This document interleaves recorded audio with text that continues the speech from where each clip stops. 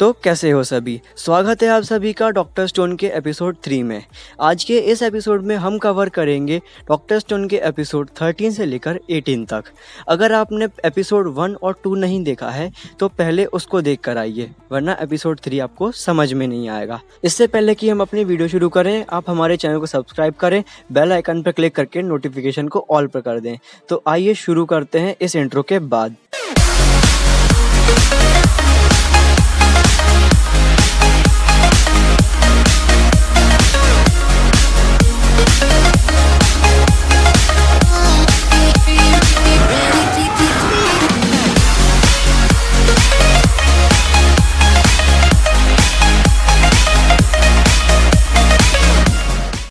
तो जैसा कि हमने लास्ट एपिसोड में देख लिया था, सेंकू और बाकी के लोगों ने लेक पर से सल्फ्यूरिक एसिड कलेक्ट कर लिया था और वो एसिड वो लोग लेकर घर जा रहे होते हैं। सभी को लगता है कि अब हमारे पास सारी चीज़ें हो गई हैं और अब हम मेडिसिन बना सकते हैं, लेकिन क्रोम बोलता है कि नहीं, अभी हमें थोड़ा सा और सामान चाहिए मेडिसिन बनाने के लिए।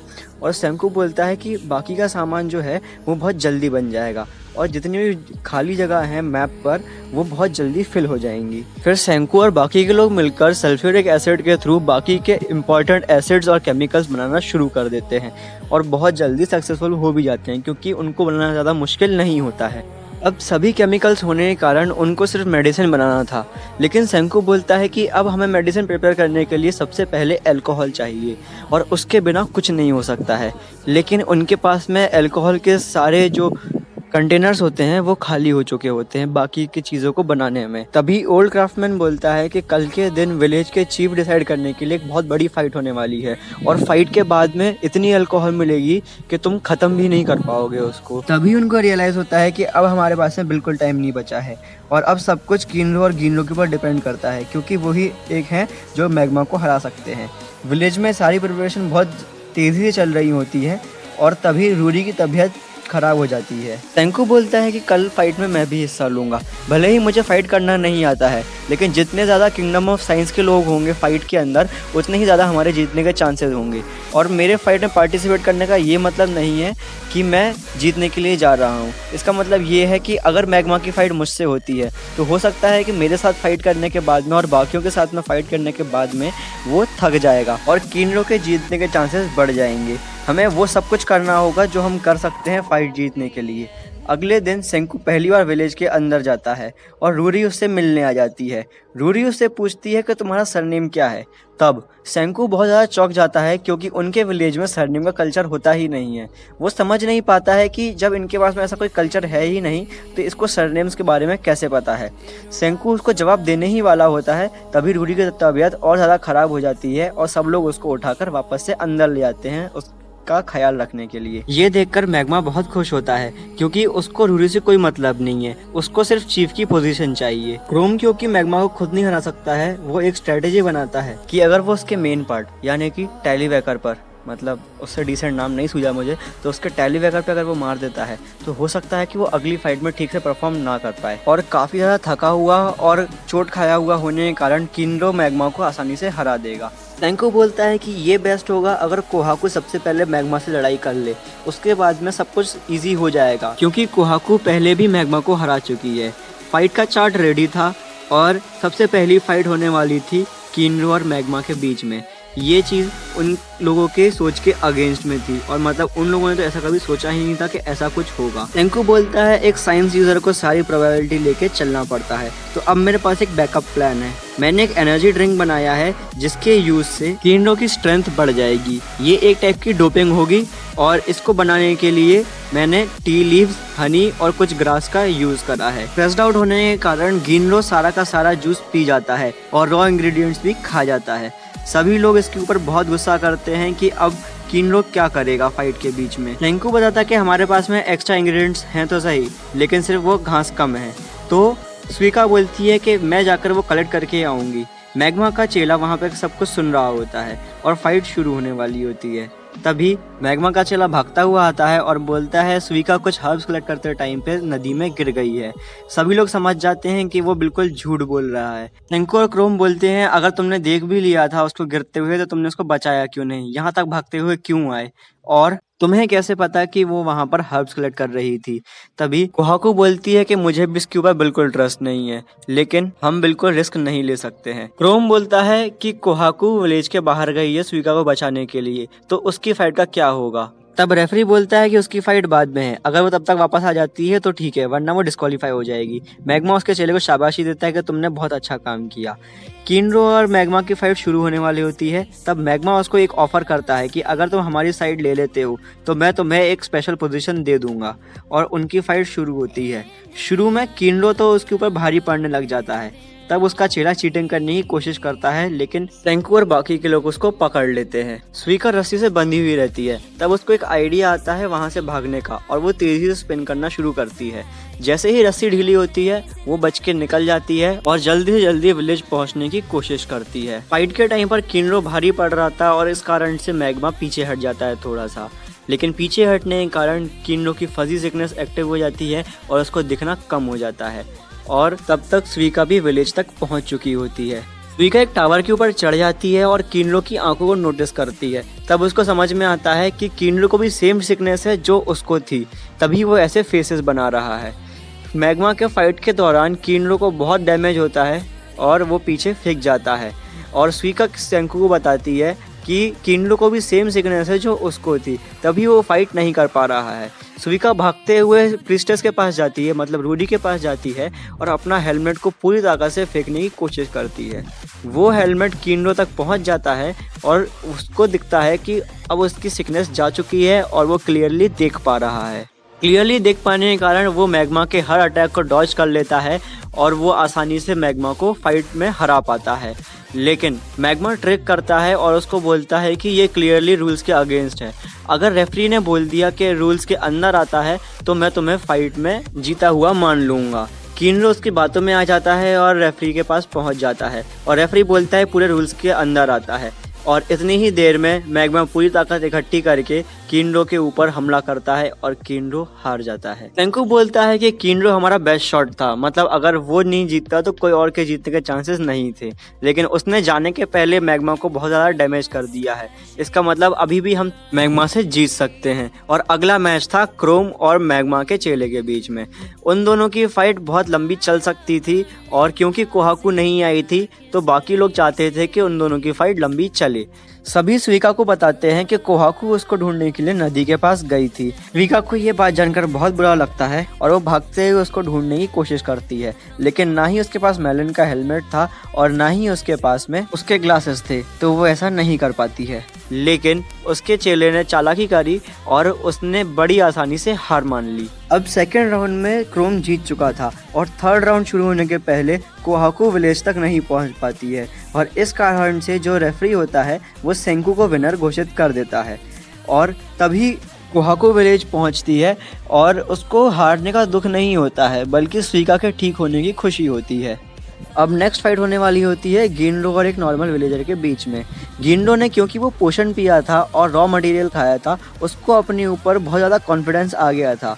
क्रोम उसको रोकने की कोशिश करता है कि ये इतना ज़्यादा पावरफुल नहीं है, लेकिन सेंकू बोलता है जब तक वो अपने आप को अच्छा सोचता रहेगा तब तक वो अच्छे से फाइट कर पाएगा। लेकिन असल में वो बहुत ज़्यादा लूज पड़ चुका था। जो नॉर्मल विलेजर होता है वो उसको पूरी ताकत से मल्टीपल हिट्स देता है, लेकिन गिनरो को लगता है कि क्योंकि उसने पोशन पिया था तो उसको कोई फ़र्क नहीं पड़ रहा है और पब्लिक उसको असल में बहुत ज़्यादा चीयर कर रही है। लेकिन असल में वो बहुत ज़्यादा मार खा चुका होता है और बाकी के विलेजर्स उसको देखकर सॉरी फील करते हैं। उसकी ऐसी हालत देखकर जो फाइटर होता है उसके अगेंस्ट में वो बहुत ज़्यादा डर जाता है और वो पीछे चलना शुरू करता है। गिनरो अपनी पूरी पावर से उसको हिट करता है पेट में और पानी में फेंक देता है और वो जीत जाता है ये वाली फाइट। लेकिन इतने सारी डोपिंग होने के कारण उसका पेट खराब हो जाता है और उसको भागना पड़ता है फाइट छोड़कर बाकी की। अब किंगडम ऑफ साइंस की टीम में क्रोम, गिनरो और सेंकू बचे थे और कोहाकू जानती थी कि सेंकू कोई इतना अच्छा फाइटर तो है नहीं, तो उसका कोई चांस है ही नहीं जीतने का। अब अगली फाइट के लिए क्रोम पूरा प्रिपेयर होता है और उसकी फाइट होती है मैग्मा के साथ में, और मैग्मा उसको फाइट शुरू होते ही साथ में बहुत ज़्यादा टॉर्चर करना शुरू कर देता है। उनकी टीम से कोई भी नहीं चाहता था कि मैग्मा ये फाइट जीते, तो वो चाहते थे कि क्रोम किसी तरह से ये फाइट जीत जाए और तभी गिन वापस आ चुका होता है, लेकिन रूल्स के कारण वो भी विलेज के अंदर नहीं आ पाता है। मैग्मा बोलता है कि जब तक बेड पर रूरी है तब तक तुम हार नहीं मानोगे। और क्रोम के मन में बहुत शानदार आइडिया आता है। वो मैग्मा की आंखों में धूल फेंकता है और जो स्वीका का मेलन का हेलमेट होता है उसके पास भागता हुआ जाता है और उसको कवर करके खड़ा हो जाता है। थोड़ी देर में वो मेलन के हेलमेट को अपने स्पीयर के ऊपर टांग लेता है और मैग्मा के आगे करके खड़ा हो जाता है। कोई समझ नहीं पाता है कि ये चल क्या रहा है, लेकिन क्रोम के मन में होता है कि जैसे सेंकू ने लेंस से आग लगाई थी वैसे ही वो भी आग लगाएगा। सेंकू ये बात सोचकर बहुत ज़्यादा शॉक होता है और बोलता है उसने कन्फ्यूजन में गलती कर दी है। मैंने जो लेंस यूज़ करा था वो कॉन्वेक्स लेंस था जो कि लाइट को एक जगह पे फोकस करता है, लेकिन जो स्वीका के मेलन के हेलमेट में लेंस लगा है वो कॉनकेव लेंस है और वो लाइट को फोकस करने की जगह पे फैला देता है। और इसका मतलब ये है कि मेलन के हेलमेट से जो लाइट जाएगी उससे आग नहीं लगेगी। और क्रोम को पूरा विश्वास होता है अपनी स्ट्रेटजी के ऊपर। सेंकू चिल्लाकर बोलता है कि तुम गलती कर रहे हो और ऐसा करने से आग नहीं लगेगी, लेकिन क्रोम बोलता है कि मैं भी साइंस यूज़र हूँ, भले ही तुम्हारी जितना अच्छा नहीं हूँ लेकिन मुझे पता है कि मैं गलती नहीं कर सकता। और सेंकू को रियलाइज़ होता है कि जब क्रोम ने हेलमेट को कवर किया था उसने अपने आंसुओं से उस कॉनकेव लेंस को कॉन्वेक्स लेंस में कन्वर्ट कर दिया था और वो वेट कर रहा था कि कब आग लगेगी। तब गिन बोलता है क्या ये स्ट्रेटजी काम करेगी। गिन की ये बोलने पर बाकियों को गिन की प्रेजेंस का पता चलता है और सेंकू बोलता है कि 10 बिलियन टाइम्स चांसेस हैं कि ये स्ट्रेटजी काम करेगी, क्योंकि उसने कॉनकेव लेंस को कॉन्वेक्स लेंस में कन्वर्ट कर दिया है और कॉन्वेक्स लेंस आग लगाने के लिए ही जाना जाता है। गिन पूछता है कि ऐसा करने में कितना टाइम लगेगा। सेंकू बोलता है इसकी कैलकुलेशन बहुत इजी है और मन में ही बहुत लंबी लंबी कैलकुलेशन कर लेता है और बोलता है कि मोस्ट प्रोबेबली 60 सेकेंड्स लगने चाहिए, इसका मतलब एग्जैक्ट 1 मिनट। तब गिन भागता हुआ जाता है और मैग्मा का ध्यान अपनी तरफ करता है। तब मैग्मा समझ नहीं पाता है कि उसके मर्डर करने के बाद भी गिन जिंदा कैसे है। गिन बोलता है कि मैं मेरी सॉर्सरी से जिंदा आ गया हूँ वापस और अब मैं तुम्हें सबक सिखाऊंगा। गिन एक छोटा मोटा मैजिक फिर से करके दिखाता है और मैग्मा इससे डर जाता है। गिन बोलता है कि अब तुम मेरी सॉर्सरी से बन चुके हो और अगर तुमने एक कदम भी हिलाया या फिर बॉडी या कोई भी पार्ट मूव करा तो तुम्हारा दिल एक्सप्लोड कर जाएगा। तब मैग्मा रेफरी को बोलता है कि ये रूल्स के अगेंस्ट होना चाहिए, ये एक आउटसाइडर की इंटरफेरेंस है। तब सेंकू बोलता है कि ये एक झूठ भी हो सकता है और अगर तुम्हें उसकी बात को प्रूव करना है तो तुम्हें हिलकर देखना होगा, अगर तुम जिंदा बच गए तो उसकी बात सच थी। और बाकियों को ये बहुत चीप स्ट्रेटजी लगती है, लेकिन मैग्मा इस स्ट्रेटजी में फंस चुका होता है और मैग्मा क्रोम पर बिल्कुल हमला नहीं करता है। गिन क्रोम को सिग्नल करते हुए बोलता है कि मैं मैग्मा को सिर्फ 1 मिनट तक ही रोक पाऊंगा, तो उसके पहले तुम उसके ऊपर हमला कर दो। और क्रोम समझ जाता है।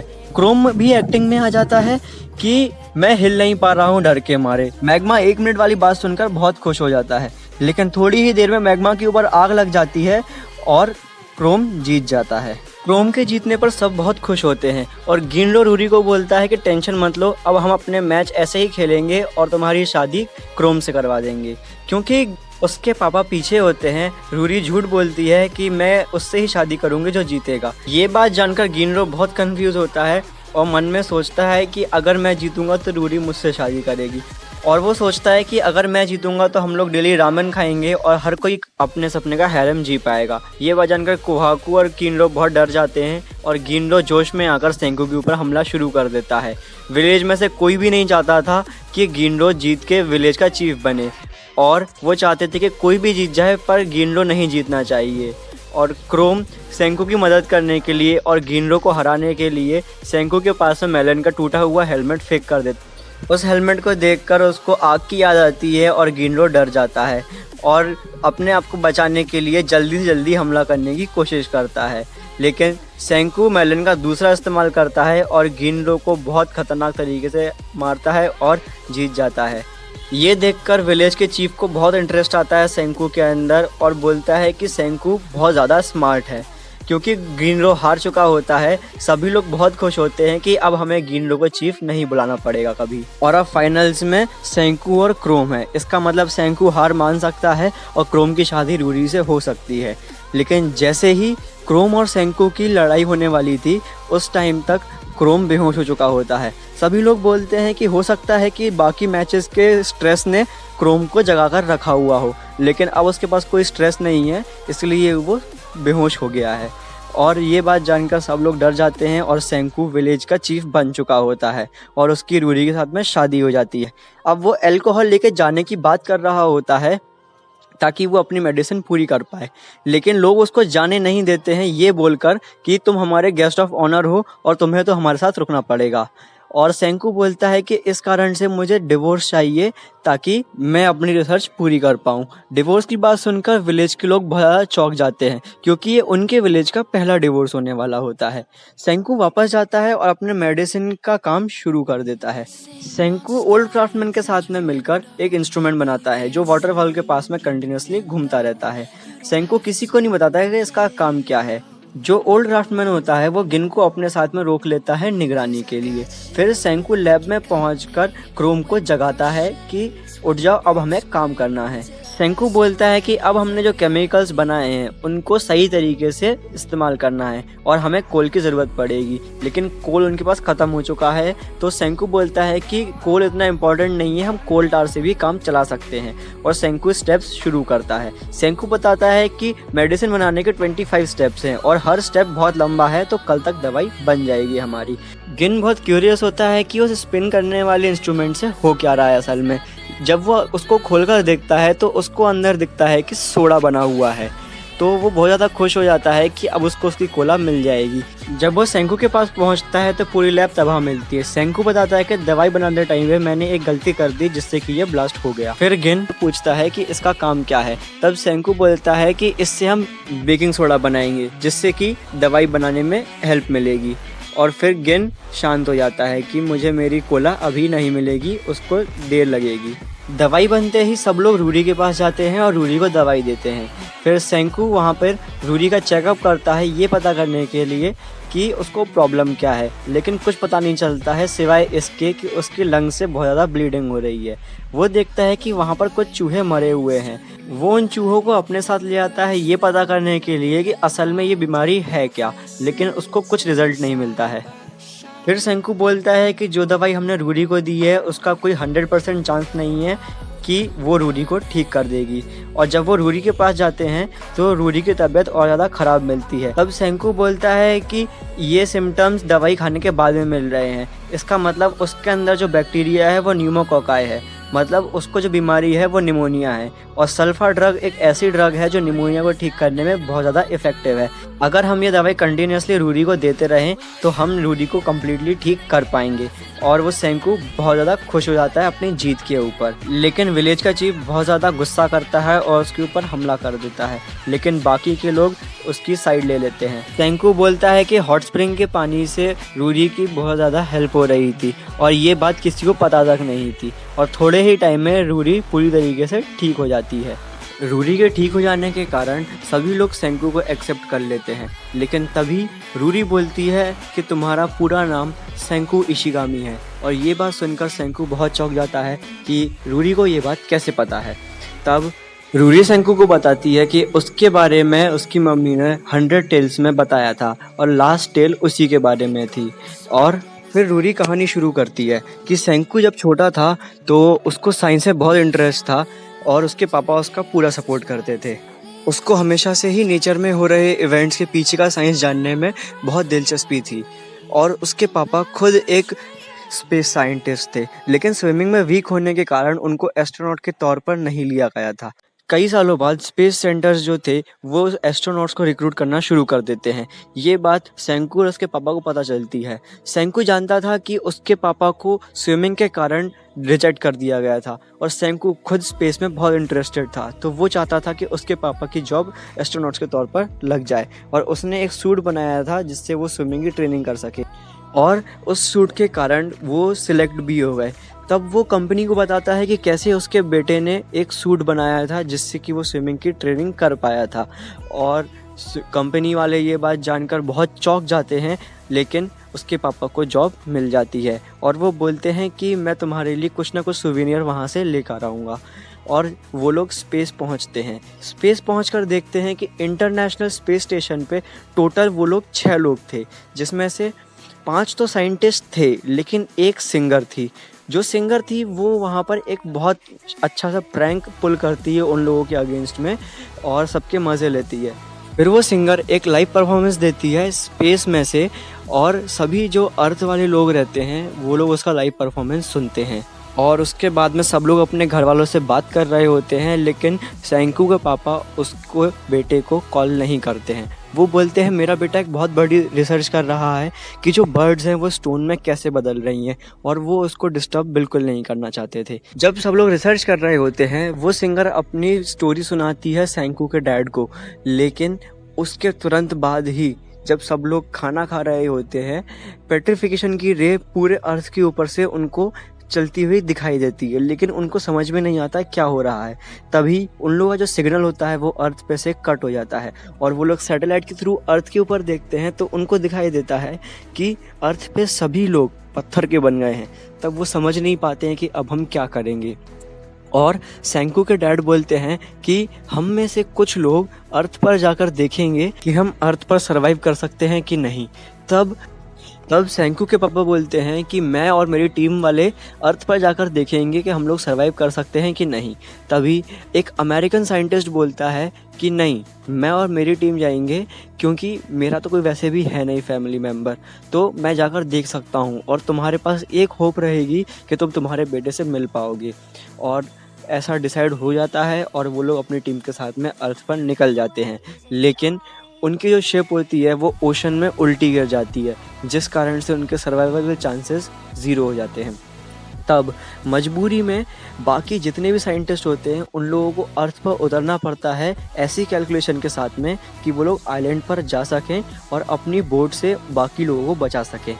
और वो लोग ऐसा ही करते हैं और बोट चलाकर सेंकू के पापा बाकी के जो साइंटिस्ट होते हैं उनको शिप में से बचाकर ले आते हैं। और उनको पूरी अंदर से उम्मीद होती है कि एक ना एक दिन, भले ही आज से हज़ारों सालों के बाद में, सेंकू उठेगा और सभी लोगों को नॉर्मल कर देगा। उनको इतना ट्रस्ट होता है अपने बेटे के ऊपर।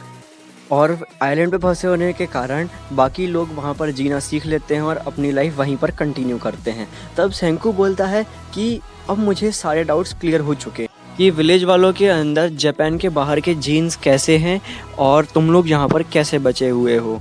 और बाकी लोग पूछते हैं कि अगर सेंकू के पापा ने ये विलेज बनाया है तो उस हिसाब से हम सेंकू से रिलेटेड हैं कि नहीं है। पर सेंकू बोलता है 3700 साल हो चुके हैं इस बात को और हम आपस में रिलेटेड नहीं है। जब बाकी के विलेज के लोग एंजॉय कर रहे थे तब किनरो और गिनरो गार्डिंग पे वापस से लग जाते हैं और विलेज के लोग गिनको विलेज के अंदर ले आते हैं और रूरी और सेंकू गायब होते हैं। रूरी सेंकू को सेंकू के डैड के ग्रेव के पास में ले जाती है और एक स्टोरी सुनाती है कि जब सभी लोग फंसे हुए थे उन 6 मेंबर्स में से एक मेंबर को कुछ बीमारी हुई थी जो कि असल में निमोनिया थी। और जो बाकी के 2 मेंबर्स थे जो बायोलॉजिस्ट थे, मतलब डॉक्टर्स थे, तो वो लोग बोलते हैं कि हम सिटी में से दवाइयाँ लेकर आएंगे, लेकिन वो लोग वापस नहीं आ पाते हैं और एक एक करके ये बीमारी बहुत सारे विलेजर्स को खा जाती है। लेकिन सेंकू के डैड को ये उम्मीद थी कि सेंकू ज़रूर ना ज़रूर एक दिन उठेगा और वो चाहते थे कि जब वो उठे तो उसको एलाइज की ज़रूरत पड़ेगी, मतलब उसके दोस्तों की ज़रूरत पड़ेगी।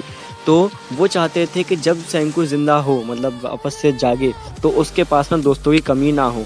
ये बात जानकर सेंकू को बहुत खुशी होती है अंदर से और अपने डैड की थोड़ी सी याद आती है और गिन वेट कर रहा होता है कि सेंकू विलेज में कब वापस आएगा।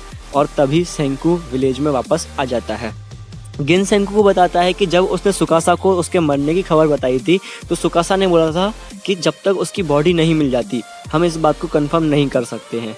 और इसलिए वो गिन को वापस भेजते हैं और उस विलेज को मारने के लिए, क्योंकि वो विलेज भी साइंस का विलेज बन सकता है।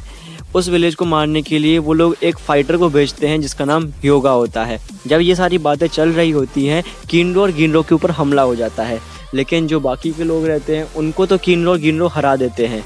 लेकिन जब मेन कैरेक्टर ह्योगा आता है तब वो दोनों मार खा जाते हैं और गिनरो को बहुत सीवियर डैमेज होता है बॉडी पे। लेकिन जो गिनरो होता है वो थोड़ा सा डरपोक होता है, तो वो गिनरो की हेल्प नहीं कर पाता है। सेंकू को याद आता है कि उसके पास में थोड़ा सा गन पाउडर बचा हुआ है, तो वो उस गन पाउडर को एक मेटल के पाइप के अंदर भर देते हैं और आग का इंतज़ाम करते हैं। और गिन मैग्मा को बोलता है कि तुम पूरी ताकत से एक स्टोन लो और उसको उनकी तरफ फेंको। मैग्मा बोलता है कि मेरा टारगेट अच्छा नहीं लगेगा यहाँ से, लेकिन गिन बोलता है कि टारगेट की ज़रूरत नहीं है, बस तुम फेंको। और मैग्मा जब स्टोन फेंकता है और उसी टाइम पर सेंकू गन फायर को देता है। गिन ऐसे एक्ट करता है जैसे कि सेंकू ने गन्स बना लिए हैं और बाकी लोगों को ऐसा मना लेता है, और गिन योगा को लेकर वहाँ से भाग जाता है। और वो लोग वेट करते हैं कि जब तूफान आएगा तब उस समय पर सेंकू के फायर आर्म्स यानी कि गन्स वगैरह काम करना बंद कर देंगी और उस समय पे हमला करना बेस्ट होगा। जब वो लोग ऐसी बातें कर रहे होते हैं और प्लानिंग कर रहे होते हैं, गिन योगा का जो वो भाला होता है उसको उठाकर देखता है, लेकिन योगा धमकी देते हुए बोलता है कि उस भाले को नीचे रख दो। तभी सब लोग देखते हैं कि तूफान आने वाला होता है और योगा और बाकी के लोग उसके ऊपर हमला करने के लिए निकल जाते हैं। और जैसे ही वो लोग हमला करते हैं, वो लोग देखते हैं कि उन लोगों के पास में कटानास आ गई हैं, जो कि जापान की बहुत फेमस और स्ट्रॉन्ग स्वॉर्ड थी, तलवार थी। तो सेंकू की टीम योगा की टीम के ऊपर भारी पड़ जाती है, लेकिन योगा कुछ ज़्यादा ही स्किल्ड होता है। तो योगा हमला करना शुरू करता है और उनकी कटानास काम नहीं करती हैं, और मैग्मा, गिनरो और कोहाकू ये तीनों मिलकर योगा के ऊपर हमला करते हैं और योगा का भाला अचानक से टूट जाता है। तब योगा को रियलाइज़ होता है कि गिन ने उसके भालों को जब उठाया था तो उसने उसके भाले को काट दिया था हल्का सा, जिससे कि उसका भाला बीच लड़ाई में टूट गया है।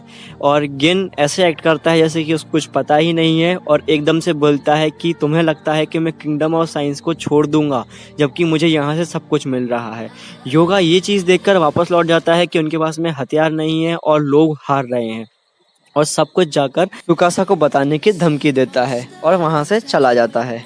सेंकू बताता है कि उसने सुइका की मदद से गिन तक एक हथियार पहुंचाया था, जिससे कि उसने भाले को तोड़ दिया था, और हमने साइंस और साइकोलॉजी की मदद से दोस्तों आज का एपिसोड यहीं खत्म होता है। उम्मीद है आपको ये वीडियो पसंद आई होगी। अगर आई है तो इस वीडियो को लाइक करना ना भूलें और कमेंट सेक्शन में बताएं कि आपको ये वीडियो कैसी लगी, और चैनल को सब्सक्राइब करें और बेल आइकन पर क्लिक कर नोटिफिकेशन को ऑल पर कर दें। अब हम मिलते हैं हमारे अगले एपिसोड में। मैं लास्टिक था जो नासिक था, वाजिब वो जो था लिखता, मानसिकता से था दिखता, मैं सोच से तो क्लासिक था। दिल्ली ये मेरा राजस्थान, फ्लो फायर मेरा माचिस था, तुम सोच से ही खालिस था। फिल इन द ब्लैंक आहिस्ता गौरव वालिस कम वालिद सा, बातों से है 40 का, तजुर्बे में वालिद सा, एक्सपर्ट दिमाग की मालिश का। 20 का ना 22 का 24 का मैं हूँ भाई साहब, बल्लू पर से नाइस सा, दिलों में हूँ जमाई सा। जाके बड़ो कायदा जुबा से अलग कायदा, मैं जीतने में देता नहीं, लड़ने का है नहीं फायदा। खुश है मो गैम्बो, पार्टी मेरे साथ करो, dance on my tempo, dance on my tempo.